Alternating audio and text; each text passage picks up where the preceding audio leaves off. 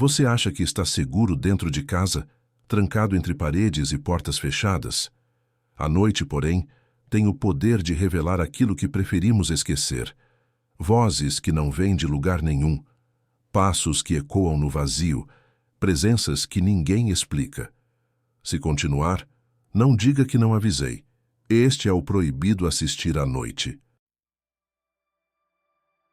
Era o auge dos anos 80. As ruas iluminadas por postes amarelos contrastavam com os primeiros sons de fitas cassete tocando nas casas, enquanto jovens usavam jaquetas de couro e calças jeans justas. Foi nesse cenário, em uma cidade de interior, que um grupo de amigos decidiu se reunir em uma garagem abandonada, acreditando que fariam apenas um ritual de curiosidade, típico da época em que histórias de ocultismo e mistério circulavam em revistas, fitas de vídeo e boatos noturnos. A promessa era simples: experimentar algo diferente, fugir da rotina e brincar com o proibido.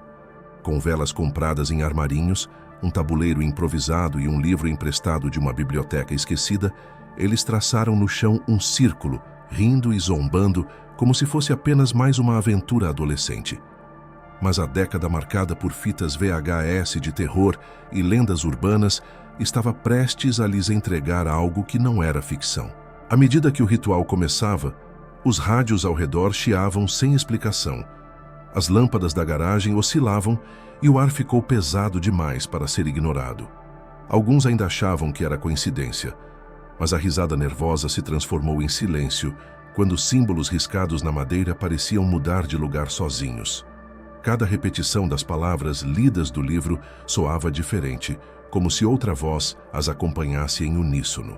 Naquela noite, entre pôsteres desbotados colados nas paredes e o cheiro de gasolina antiga impregnado no ar, o que deveria ser apenas uma experiência inofensiva dos anos 80 se transformou em um ritual fora de controle. Uma lembrança que jamais seria apagada, marcada pelo instante em que perceberam que já não eram mais eles que comandavam o jogo, mas sim algo muito maior e muito mais perigoso. Era uma sexta-feira de 1986. As ruas do bairro estavam silenciosas, apenas o som distante de uma moto passando e o eco abafado de músicas de rock saindo de uma janela aberta. Naquela época, os jovens buscavam qualquer desculpa para se reunir, ouvir vinis, comentar filmes recém-lançados em VHS ou simplesmente fugir da rotina. Foi nesse clima que 5 amigos decidiram que aquela seria a noite perfeita para tentar algo diferente, algo que não deveria sair do controle. O ponto de encontro era uma garagem abandonada nos fundos de uma antiga oficina mecânica. O local, coberto por ferrugem e cheiro de óleo, já tinha servido como esconderijo de aventuras e conversas proibidas. Mas naquela noite, o ambiente parecia carregar um peso estranho, como se as paredes testemunhassem em silêncio o que estava prestes a acontecer. A lua cheia iluminava fracamente as frestas das telhas quebradas, projetando sombras tortas que se moviam ao menor sinal de vento. Cada detalhe da noite foi interpretado depois como presságio. O rádio de pilha que um deles carregava oscilava entre estática e vozes distorcidas, sem conseguir sintonizar nenhuma estação. Um isqueiro recém-comprado falhou repetidas vezes antes de acender. Até mesmo o ar parecia mais frio dentro da garagem do que na rua. Mas, tomados pelo entusiasmo típico da juventude e embalados pela curiosidade, eles ignoraram os sinais. Quando alinharam as velas e posicionaram o tabuleiro improvisado sobre uma mesa de madeira, a excitação tomava conta. Era apenas uma brincadeira, garantiam. Algo para rir depois, para contar aos colegas como uma noite de ousadia. Mas, enquanto as chamas tremulavam, um silêncio pesado tomou conta do espaço, e pela primeira vez, todos sentiram que estavam prestes a ultrapassar um limite do qual não haveria retorno. Naquele ano de 1986, falar de ocultismo era quase moda. Revistas sensacionalistas traziam matérias sobre bruxaria. Filmes de terror lotavam as locadoras de VHS e histórias de rituais secretos circulavam nas escolas como lendas urbanas. Os 5 amigos que se reuniram naquela noite não eram diferentes dos milhares de jovens que flertavam com o proibido. Mas havia algo em comum entre eles que os unia. Todos buscavam respostas que não encontravam em casa, na igreja ou nos livros. Rogério, o mais velho, carregava a responsabilidade de liderar. Tinha 18 anos e vivia dividido entre a rigidez do pai militar e a sensação de vazio que o consumia. Para ele, o ritual era uma forma de provar que havia algo além das regras. Já Márcia, fascinada por astrologia e revistas esotéricas, enxergava na experiência a chance de viver o que só lia nas páginas das publicações que colecionava. Junto deles estava Júlio, o cético que aceitara participar apenas para desmentir os outros. Acreditava que seria uma oportunidade de rir da ingenuidade dos amigos e mostrar que nada de sobrenatural existia. Sandra, em contrapartida, era a mais silenciosa. Após perder a mãe no ano anterior, alimentava uma curiosidade perigosa. Queria saber se era possível ouvir uma voz do outro lado. Por fim, havia Luiz, o mais jovem, que os seguia mais pela necessidade de aceitação do que por convicção. O grupo representava uma geração em busca de algo além da monotonia. Entre a música alta dos anos 80, os pôsteres de ídolos colados em seus quartos e o choque cultural que marcava aquela década, eles carregavam uma inquietação que não podia ser contida. E foi essa inquietação que os levou até a garagem naquela noite. Aparentemente tudo era apenas um jogo, mas cada um tinha dentro de si uma razão secreta para estar ali. O que ninguém imaginava é que essa mistura de crença, descrença e desespero formaria o combustível perfeito para que o ritual perdesse completamente o controle. A garagem escolhida para o encontro não era apenas um abrigo improvisado. Na década de 1970, havia sido o coração de uma oficina mecânica conhecida no bairro. Com o tempo, o dono morreu e o espaço foi abandonado, deixando para trás o cheiro de óleo queimado e peças espalhadas que enferrujavam em meio ao pó. Para os jovens dos anos 80, aquele cenário era perfeito. Um lugar isolado, esquecido, onde poderiam brincar de desafiar o invisível sem a interferência de adultos. Mas havia algo na atmosfera daquela construção que sempre incomodava. Moradores antigos comentavam que mesmo nos dias mais quentes, dentro da garagem a temperatura parecia cair repentinamente. Os poucos que se arriscavam a passar por ali à noite diziam ouvir sons metálicos, como marteladas ou correntes sendo arrastadas, embora o espaço estivesse vazio há anos. Crianças do bairro evitavam atravessar o terreno, preferindo dar voltas longas para não passar diante do portão enferrujado. Naquele dia específico, os sinais eram ainda mais estranhos.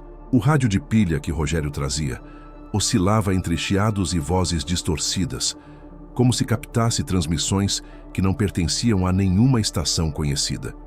Um dos pneus esquecidos no canto estourou sozinho antes de a reunião começar, fazendo todos rirem nervosos. Até o vento parecia parar quando eles fecharam a porta de metal, mergulhando o ambiente em um silêncio pesado. Esse silêncio não era comum. Era um vazio que se infiltrava nos ouvidos e no peito, como se a garagem tivesse se transformado em um espaço à parte do mundo. O som da rua desapareceu. Nenhum carro passou, nenhum cachorro latiu. O local parecia isolado não apenas pelo abandono, mas por uma espécie de fronteira invisível. E foi dentro dessa barreira que os 5 jovens decidiram dar início ao ritual que em pouco tempo escaparia de todas as suas mãos. No centro da garagem, Rogério tomou a iniciativa. Usando o giz branco roubado da escola, traçou um círculo no chão manchado de graxa. Dentro dele, colocou 5 velas comuns compradas em um armarinho da esquina. Não havia nada de sofisticado, apenas improviso, mas para eles, aquilo já bastava para criar a atmosfera necessária. A cada vela acesa, o espaço se iluminava com uma luz amarelada e instável, projetando sombras gigantescas nas paredes corroídas pelo tempo. O cheiro de cera misturava-se ao de óleo antigo, criando uma sensação sufocante.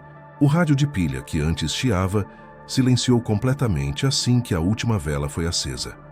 O grupo trocou olhares nervosos, mas ninguém ousou comentar. Júlio, o cético, soltou uma piada para quebrar o clima, mas a voz soou deslocada, como se não pertencesse ao espaço.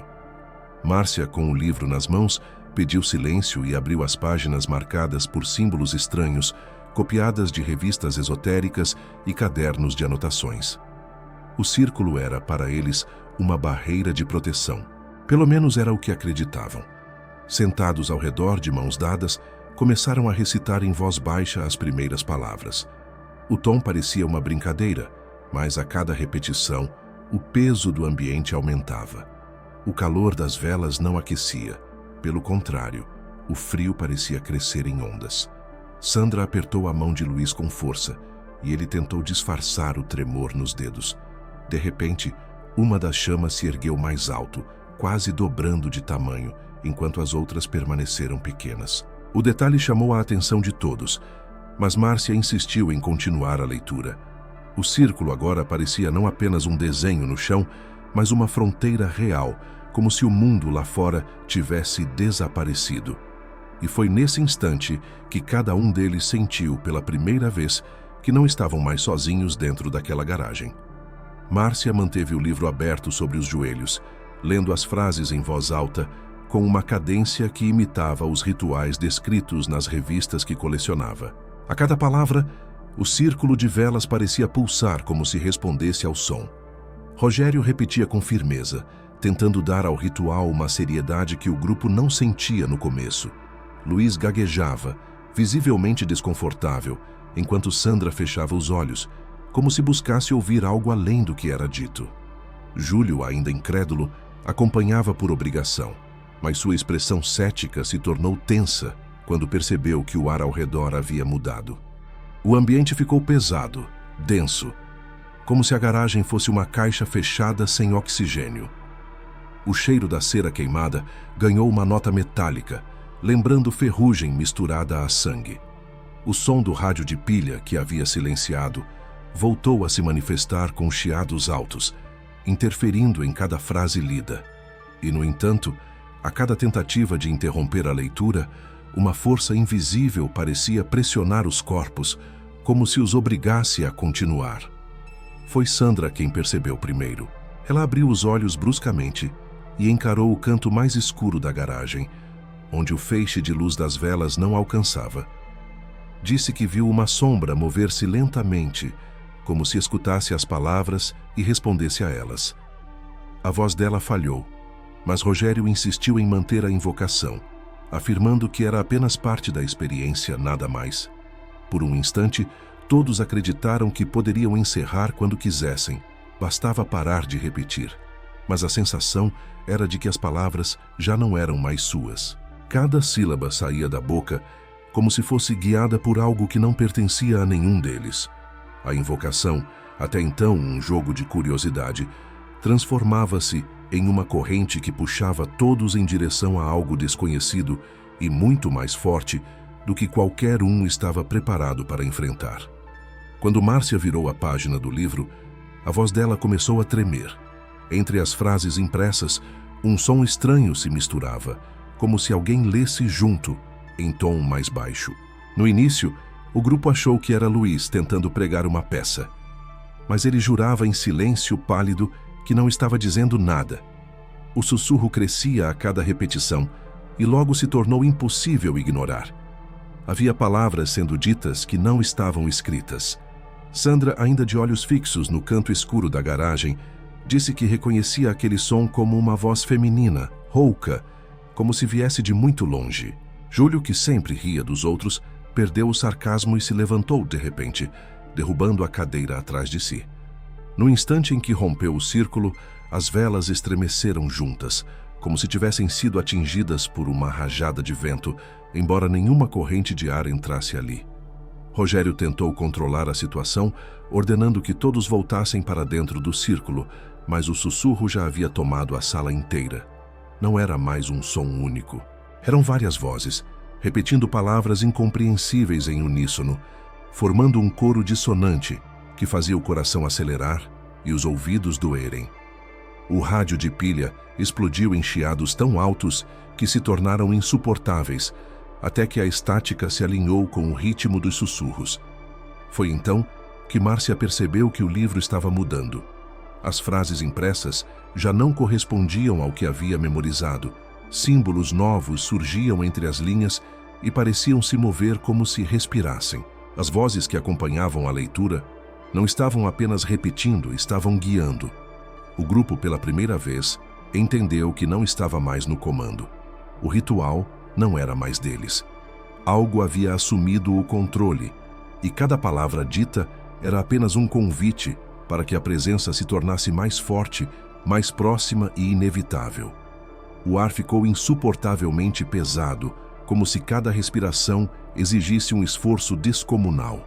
As velas tremulavam em descompasso, projetando sombras que se alongavam de maneira impossível, cruzando as paredes e o teto da garagem.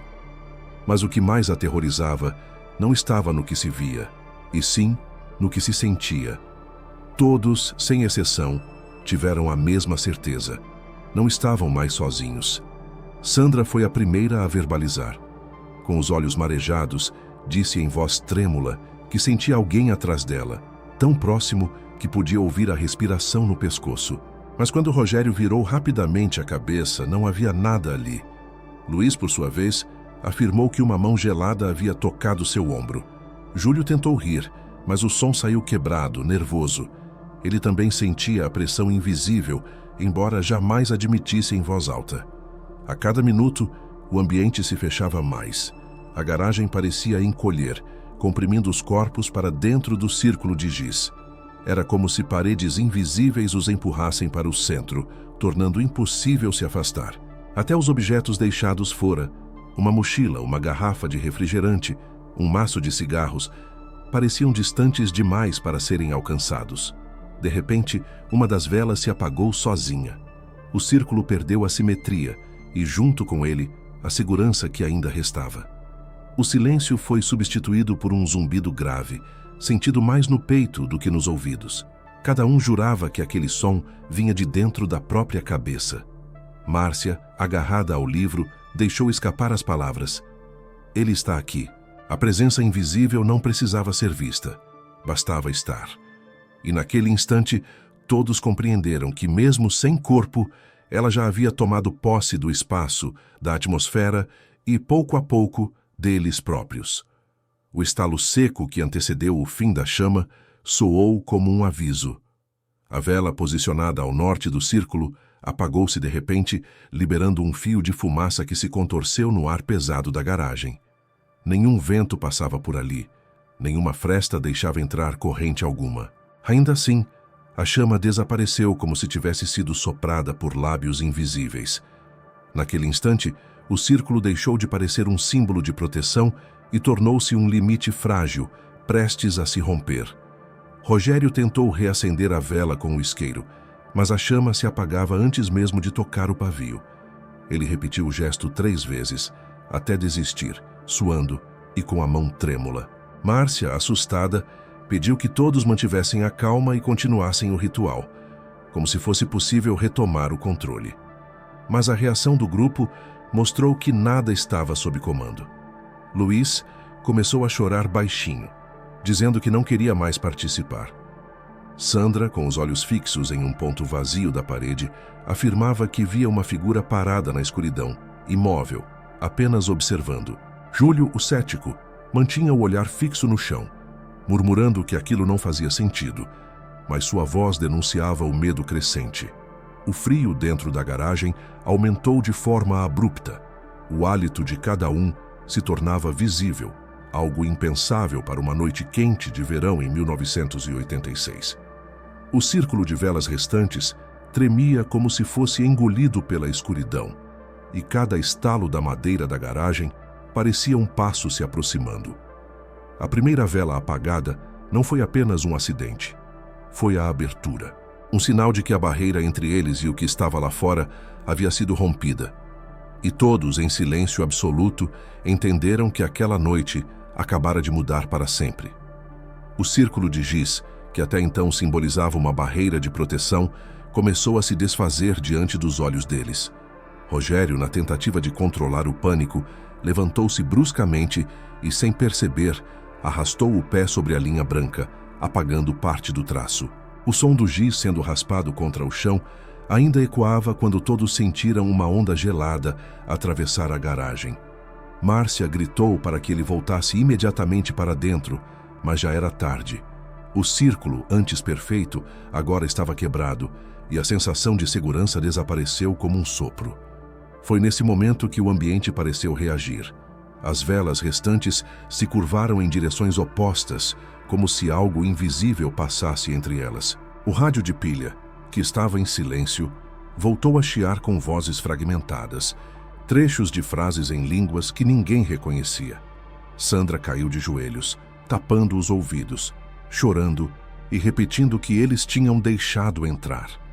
Luiz tentava segurar suas próprias lágrimas, mas não conseguia parar de olhar para o buraco escuro no canto da garagem, convencido de que havia olhos o encarando de lá. Júlio, por mais cético que fosse, tremia tanto que não conseguia mais manter as mãos firmes. A ruptura não foi apenas física, mas psicológica. A partir daquele instante, o que antes era uma experiência controlada havia se transformado em sobrevivência. O ar ficou mais pesado, o silêncio ganhou corpo e o espaço inteiro se tornou hostil. O círculo não existia mais, e junto com ele, a ilusão de que poderiam sair daquela noite sem consequências. O erro de Rogério marcou o ponto sem retorno. A barreira havia caído, e nada mais separava o grupo do que esperava por eles, dentro da escuridão. Logo após a quebra do círculo, algo mudou em Júlio. O cético, que até então zombava das crenças dos amigos, começou a se comportar de forma estranha. Primeiro, sua respiração ficou acelerada, como se tivesse corrido quilômetros. Depois, seus olhos se perderam no vazio, fixos em um ponto que ninguém mais conseguia ver. Rogério tentou sacudi-lo pelos ombros, mas Júlio permaneceu imóvel, a boca entreaberta e o corpo rígido. De repente, um som baixo escapou de sua garganta. Não era uma palavra, mas um ruído gutural arrastado que fez as velas oscilarem. Márcia caiu para trás, deixando o livro escapar das mãos. Sandra, tomada pelo pavor, começou a rezar em voz alta, mas cada frase era abafada pelos gemidos estranhos que saíam de Júlio. Luiz chorava, agarrado às pernas dela, suplicando para irem embora. Quando Júlio finalmente se moveu, não parecia mais ele. Seus gestos eram descoordenados, mas havia uma força incomum em cada movimento. As veias em seu pescoço saltavam, e sua voz, antes reconhecível, tornou-se grave e rouca, repetindo frases que ninguém compreendia. As palavras lembravam idiomas antigos, e cada som parecia vibrar nas paredes da garagem. Rogério, em desespero, tentou puxá-lo para fora, mas o corpo de Júlio se contorceu com violência, como se estivesse sendo manipulado por mãos invisíveis. Seus olhos, agora vidrados, refletiam as chamas das velas de uma forma inumana. Era como se estivesse presente e ausente ao mesmo tempo, dividido entre o corpo e algo que lutava para dominá-lo por completo. O grupo percebeu, horrorizado, que Júlio já não era apenas um deles. Algo havia atravessado a fronteira e encontrara nele a abertura perfeita. Aquele corpo não era mais o mesmo, e ninguém sabia se algum dia voltaria a ser. A transformação de Júlio foi a centelha que quebrou qualquer resquício de coragem dentro da garagem. Até então, o medo vinha em ondas, contido por olhares e tentativas de racionalização. Mas quando viram o amigo contorcendo-se como se fosse marionete de forças invisíveis, todos cederam ao pânico. Sandra gritou tão alto que a voz ecoou metálica pelas paredes, como se não fosse dela. Luiz tentou correr para a porta, mas ela estava trancada por dentro com uma corrente velha que agora parecia impossível de remover. Rogério tentava manter a calma, mas suas mãos tremiam tanto que mal conseguia segurar o isqueiro.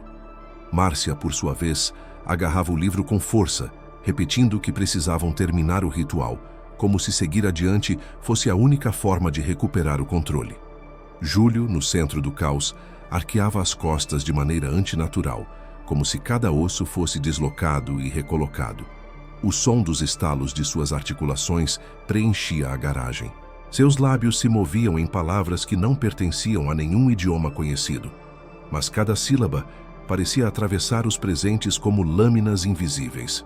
O rádio, jogado no canto, ligou-se sozinho, transmitindo um ruído grave, sincronizado com os movimentos de Júlio. O ar ficou insuportável. Um cheiro de enxofre e ferro queimado tomou conta, fazendo todos tossirem. Sandra caiu de joelhos, soluçando, enquanto Rogério gritava que precisavam resistir. Mas não havia mais liderança. Não havia mais união. Cada um estava entregue ao próprio medo, reagindo com desespero, sem estratégia ou controle. O pânico coletivo não era apenas resultado do que viam. Era como se algo no ambiente manipulasse suas emoções, amplificando o terror a cada segundo. E, em meio à confusão, o grupo entendeu. Não estavam apenas testemunhando um ritual fora de controle, mas participando de um jogo em que o medo deles era a verdadeira oferenda. No auge do pânico, Rogério correu até a porta da garagem com a intenção de arrombar a corrente e tirar todos dali. Empurrou com força, chutou a madeira, mas a porta não cedia. O mais assustador é que, segundos antes, ela parecia estar apenas encostada. Foi então que ouviram o estrondo metálico das janelas se fechando de repente, como se mãos invisíveis as batessem com violência. O barulho ecoou pela estrutura inteira, fazendo Luiz gritar de desespero. Sandra tentou alcançar uma pequena clarabóia no alto da parede, mas a abertura, que estava livre no início da noite, agora parecia selada por dentro, como se fosse parte do concreto. Júlio, em transe, ria entre gemidos distorcidos e cada gargalhada parecia zombar da tentativa de fuga dos amigos. O ar ficou ainda mais denso e a sensação de estar sendo aprisionado crescia a cada segundo. Márcia, tremendo, repetia que a única saída era terminar a leitura. Rogério a encarava sem acreditar, mas sabia que não havia alternativa. Eles estavam presos. As portas não obedeciam à força humana, e cada tentativa de fuga parecia apenas alimentar a coisa que tomava conta do espaço. Enquanto isso, os objetos dentro da garagem começaram a se mover sozinhos. Uma caixa de ferramentas caiu do alto de uma prateleira, espalhando chaves inglesas pelo chão. Uma cadeira deslizou alguns centímetros sem que ninguém a tocasse. O som metálico reverberava, criando um ambiente sufocante, onde cada ruído se transformava em ameaça. O grupo, encurralado, percebeu que o espaço havia se transformado em armadilha. Não importava o que fizessem, não importava a força que aplicassem. As portas haviam decidido se fechar sozinhas e nada as faria abrir. E naquele instante, todos entenderam que a garagem já não era apenas um lugar físico. Era uma prisão construída pelo próprio ritual. Quando o silêncio pesado tomou conta da garagem, uma nova presença se fez sentir. Não eram passos, nem gemidos de Júlio. Era um som baixo, como um canto distante, que começou a preencher o espaço. No início, parecia vir do rádio quebrado, mas rapidamente tomou proporções maiores, vindo de todos os lados ao mesmo tempo. Era como um coral de vozes, mas não havia ninguém além deles dentro da garagem. As vozes cantavam em um idioma irreconhecível, cadenciado, grave e perturbador. As notas vibravam no peito dos presentes, como se cada sílaba fosse capaz de mexer com os batimentos cardíacos. Luiz tapou os ouvidos, mas o som não diminuía. Sandra apertou os olhos com força, convencida de que enlouqueceria se continuasse ouvindo. Rogério tentava gritar para se sobrepor ao canto, mas sua voz era engolida, como se fosse irrelevante diante daquilo. Márcia, com o livro aberto nas mãos, percebeu que as palavras impressas agora pareciam acompanhar o som. As linhas que antes estavam estáticas se moviam diante de seus olhos, formando símbolos que pulsavam no mesmo ritmo do canto. Quanto mais ela tentava parar de ler, mais sentia a necessidade de seguir o fluxo, como se estivesse sendo puxada para dentro da melodia. O mais assustador era a ausência de origem. Não havia bocas cantando, não havia corpos escondidos. Era um canto que existia por si só, pairando no ar como uma entidade. E a cada estrofe invisível, o círculo que antes protegia os jovens parecia desaparecer um pouco mais. O canto sem vozes não apenas preenchia o ambiente, ele invadia a mente, plantando imagens estranhas e memórias que não pertenciam a nenhum deles. Cada um começou a ver fragmentos diferentes, rostos, lugares, símbolos, Era como se o som fosse uma chave, abrindo portas dentro da consciência. Portas que, uma vez abertas, jamais poderiam ser fechadas. O canto invisível atingiu seu auge quando Júlio, ainda em transe, levou a mão ao rosto e arranhou a própria pele com violência. O som das unhas rasgando a carne encheu a garagem e o sangue escorreu rapidamente pelo queixo. Sandra gritou, mas ninguém ousou se aproximar. A sensação era de que ele não controlava mais os próprios movimentos. O que deixou todos paralisados não foi apenas o ferimento, mas a reação do ambiente. O sangue que pingava no chão formava manchas que se espalhavam além do natural, como se fossem absorvidas por algo vivo sob o concreto. As velas vacilaram, e o canto misterioso ficou mais forte, agora acompanhado de um zumbido ensurdecedor. Márcia, horrorizada, percebeu que o livro aberto em suas mãos estava reagindo também. As páginas, antes cobertas de símbolos estáticos, começaram a brilhar em vermelho, refletindo as gotas de sangue que caíam de Júlio. Era como se o próprio ritual tivesse exigido uma oferta, e ela sabia que aquele pagamento não havia sido planejado. Rogério tentou segurar o amigo para impedir que ele continuasse se ferindo, mas foi repelido com uma força descomunal. Júlio o empurrou com tamanha violência que o som do impacto contra a parede ecoou pela garagem. Não havia como negar. O sangue estava alimentando algo, fortalecendo uma presença que até então se manifestava apenas em sombras e vozes. A cada gota derramada, o frio aumentava e a escuridão parecia mais espessa. Luiz, tremendo, chorava e dizia repetidamente que precisavam parar, mas as páginas do livro giravam sozinhas, como se exigissem continuidade. O sangue se tornara o preço cobrado pelo ritual.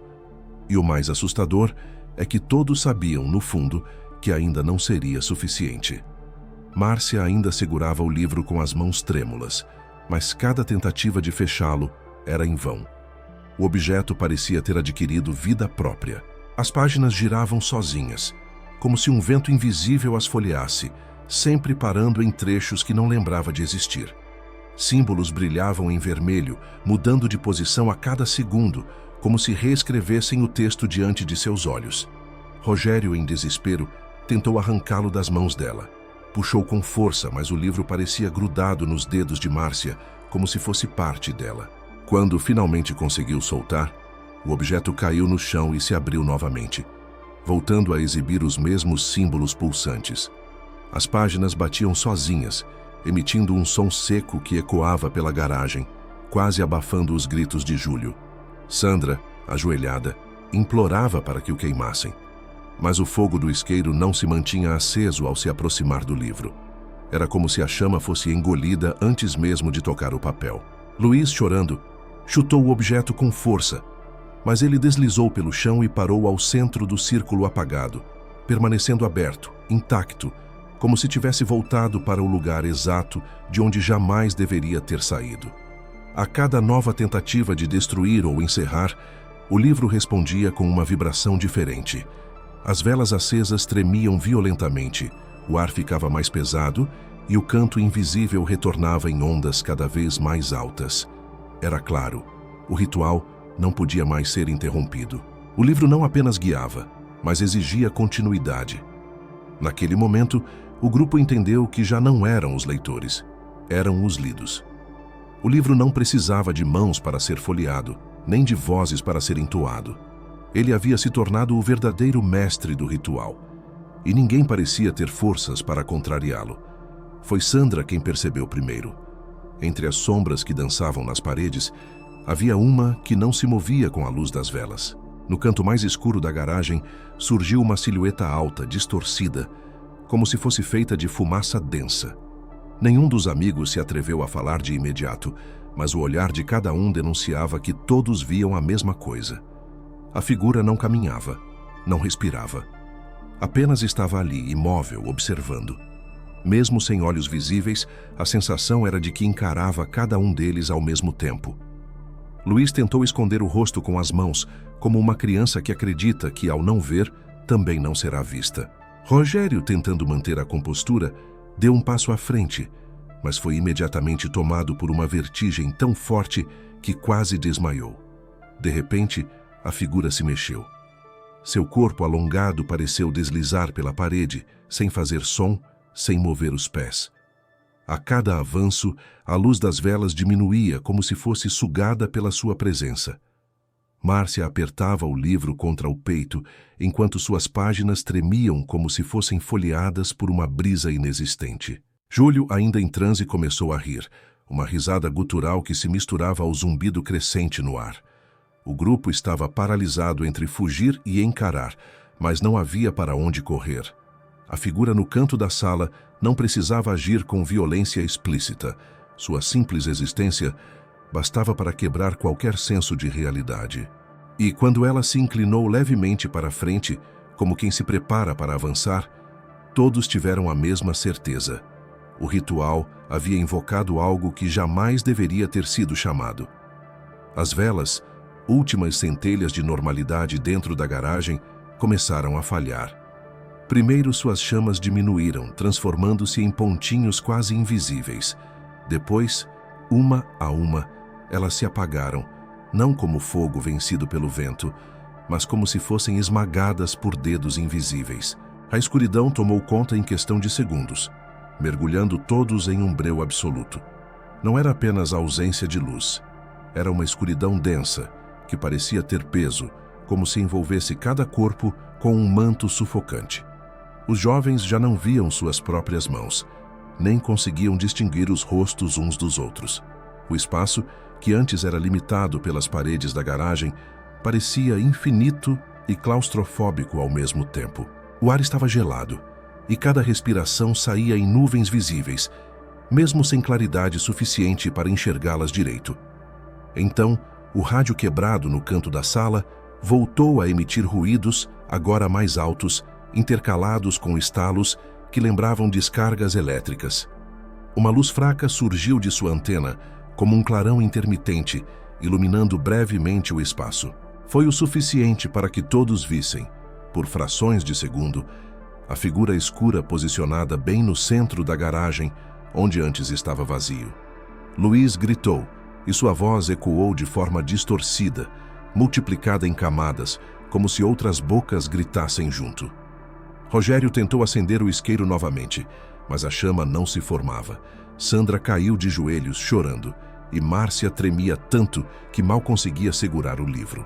Júlio, em transe, repetia palavras sem sentido, como se fosse o único em sintonia com aquilo que emergia. O colapso da luz não trouxe apenas escuridão. Trouxe a revelação de que o ritual não apenas saíra do controle, mas agora havia tomado posse total do ambiente. E no escuro absoluto, todos sabiam. Não havia mais como distinguir onde terminava a realidade e onde começava o domínio daquilo que haviam invocado. No meio da escuridão, Rogério gritou que precisavam sair dali de qualquer jeito. A adrenalina venceu o medo por um instante, e todos se levantaram ao mesmo tempo, tateando em busca da porta. Seus passos ecoavam como se corressem dentro de um túnel sem fim, cada ruído repetido por camadas de ecos que não correspondiam aos movimentos reais. A corrente que antes prendia a porta agora tilintava sozinha, como se fosse manipulada por mãos invisíveis. Rogério puxava com todas as forças, mas o metal parecia soldado, frio demais para ser tocado por muito tempo. Sandra e Luiz tentavam abrir uma janela lateral, mas os vidros não cediam, como se estivessem fundidos ao cimento. A garagem havia se tornado um labirinto sem saída, uma prisão moldada pelo próprio ritual. Foi nesse momento que uma força os empurrou para trás. Não era vento, não era impacto físico. Era como se o espaço tivesse se comprimido, arremessando-os contra as paredes. Márcia caiu sobre o livro, que voltou a se abrir sozinho, suas páginas vibrando como asas presas. Júlio, no centro, parecia rir de todos, sua voz cada vez mais grave e distante, ecoando em frases incompreensíveis que soavam como ordens. Os objetos começaram a se mover com violência. Ferramentas voaram das prateleiras, cadeiras arrastaram-se sozinhas, e até a pesada porta de metal parecia pulsar como se respirasse. Cada tentativa de fuga terminava em fracasso, e o desespero crescia. Luiz, chorando, Dizia que preferia quebrar o próprio braço a continuar preso ali. Sandra gritava para que o ritual fosse encerrado, mas as palavras de Márcia eram abafadas pelo coro invisível que dominava o espaço. A fuga desesperada revelou a verdade cruel. Não havia como escapar pela força. A garagem não era mais apenas um lugar físico, era parte do ritual, e quem estava dentro já havia sido condenado a permanecer até que o próprio ritual decidisse o contrário. O silêncio repentino foi mais aterrorizante do que o caos anterior. As ferramentas pararam de se mover, a corrente cessou seu tilintar, e até o riso gutural de Júlio foi interrompido. Por alguns segundos, a garagem mergulhou em uma quietude pesada, como se o ar tivesse sido drenado do espaço. Então, um grito rasgou a escuridão. Não era um grito comum, era profundo, prolongado, misturado com vozes que não pertenciam ao grupo. Parecia que dezenas de pessoas gritavam ao mesmo tempo, usando a garganta de apenas um. O som reverberou pelas paredes, atravessou os ossos dos presentes e fez o coração de cada um disparar de forma descompassada. Luiz desabou no chão, tapando os ouvidos com força, mas não adiantava. O som vinha de dentro da própria cabeça. Quando a fraca luz do rádio voltou a piscar, todos viram Júlio no centro da garagem, arqueado para trás, a boca aberta além do limite humano. Seus olhos estavam completamente brancos, refletindo nada além da escuridão. O grito que saía dele não parecia mais ter origem em pulmões ou cordas vocais. Era algo maior, algo que usava seu corpo apenas como canal. Sandra tentou correr até ele, mas foi contida por Rogério, que sabia que não havia mais nada de humano naquela manifestação. Márcia, agarrada ao livro, chorava sem parar, repetindo que haviam ido longe demais. O sangue de Júlio escorria pelo canto da boca, mas ele continuava, como se fosse alimentado pelo próprio grito. Quando o som finalmente cessou, o silêncio que restou foi ainda mais cruel. Júlio caiu de joelhos, imóvel, com os olhos vidrados. Não estava morto, mas também não parecia vivo. E todos, naquele instante, compreenderam. Aquele grito havia sido um chamado, uma convocação para algo ainda maior, que estava prestes a se manifestar. Depois do último grito, um silêncio denso tomou conta da garagem. Não era apenas ausência de som, mas uma suspensão do tempo, como se o mundo tivesse parado para observar o que havia acontecido ali.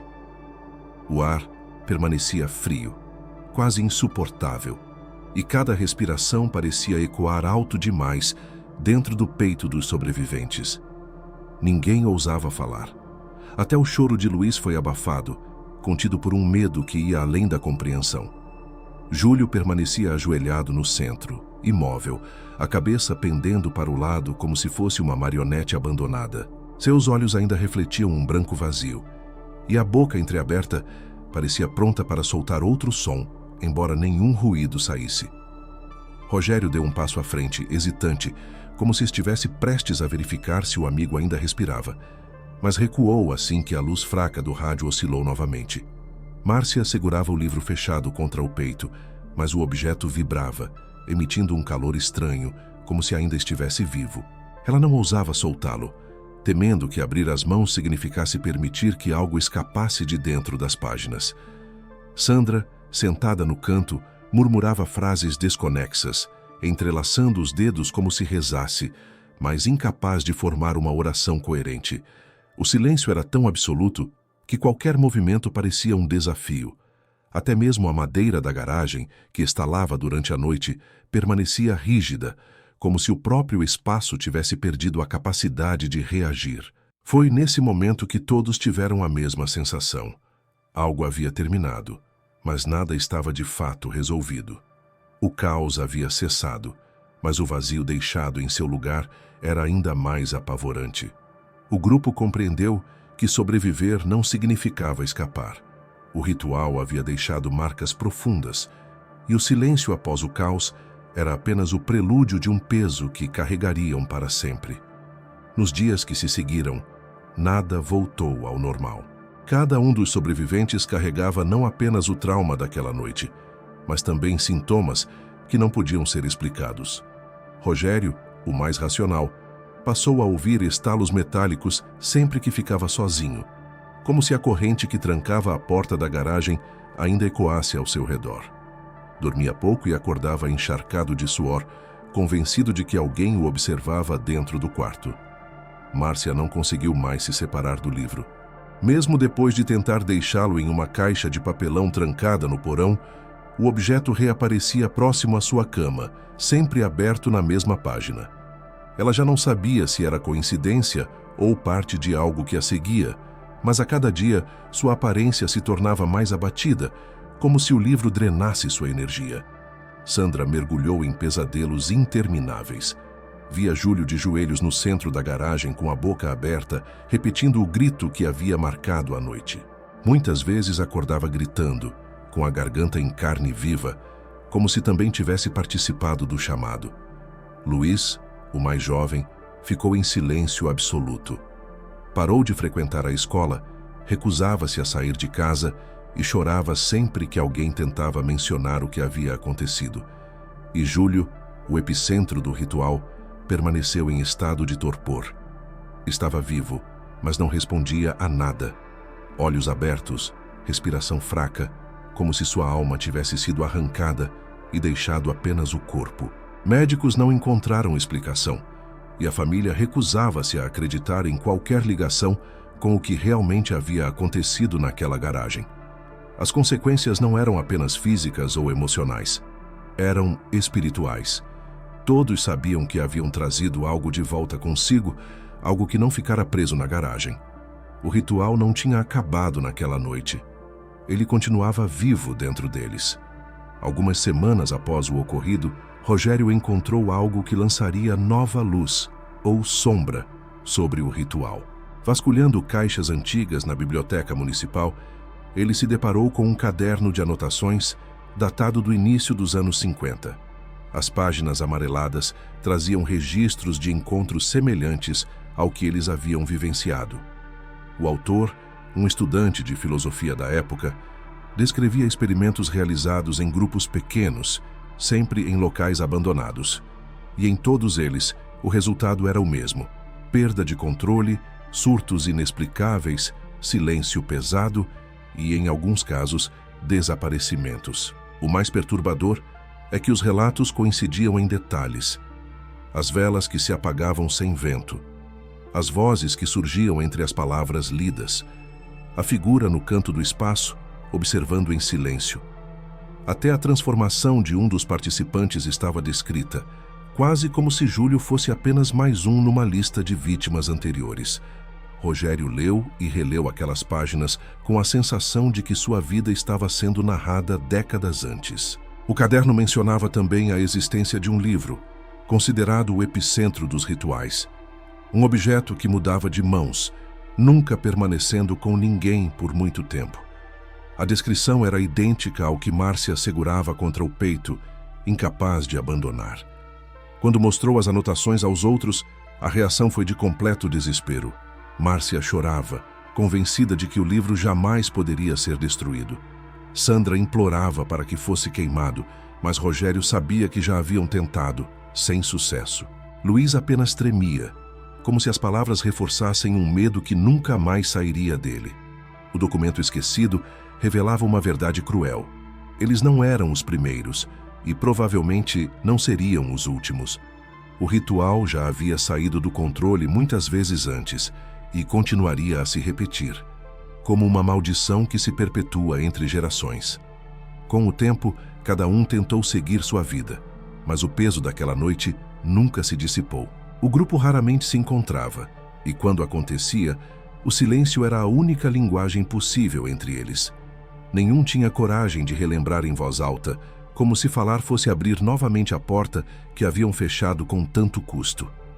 Ainda assim, a pergunta pairava em todos os olhares: o que de fato haviam invocado?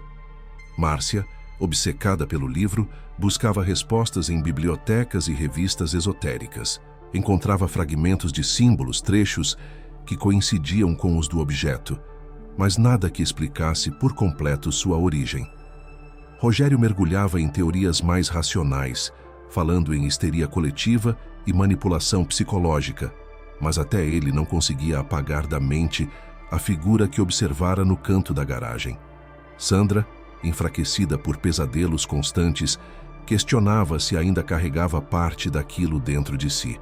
E Luiz, traumatizado, recusava-se a discutir, temendo que até mencionar pudesse trazê-lo de volta. O silêncio coletivo não respondia a nada. Cada teoria parecia falhar diante dos detalhes vividos. Se foi fruto da mente, por que todos viram as mesmas coisas? Se foi sobrenatural, por que não havia registro claro que pudesse explicar? E, se foi apenas coincidência, por que o documento esquecido descrevia com precisão o mesmo horror décadas antes? O que começou como uma brincadeira de jovens em uma noite dos anos 80 tornou-se um enigma sem solução. Uma experiência que transformou para sempre seus participantes, deixando cicatrizes invisíveis. A pergunta sem resposta não era apenas sobre o que havia sido invocado, mas sobre até onde o ser humano pode ir quando decide brincar com forças que não compreende. No fundo, todos sabiam. Não importa quantas teorias tentassem formular, o ritual já havia saído do controle. E talvez nunca houvesse resposta suficiente para preencher o vazio que ficou. A noite em que 5 jovens se reuniram em uma garagem abandonada nos anos 80 deveria ter sido apenas mais uma história de curiosidade juvenil, dessas que terminam em risadas e exageros contados na escola no dia seguinte. Mas o que começou como uma experiência banal se transformou em uma marca definitiva, gravada na memória de todos que sobreviveram. O ritual saiu do controle, e o que foi invocado jamais voltou ao silêncio. O mais aterrorizante não foi apenas o que aconteceu dentro da garagem, mas o que permaneceu depois. As cicatrizes invisíveis, os sonhos recorrentes, a presença constante de um livro que parecia impossível de destruir. Cada vida seguiu um rumo diferente, mas nenhuma escapou das consequências. A noite não terminou quando as velas se apagaram, nem quando o último grito cessou.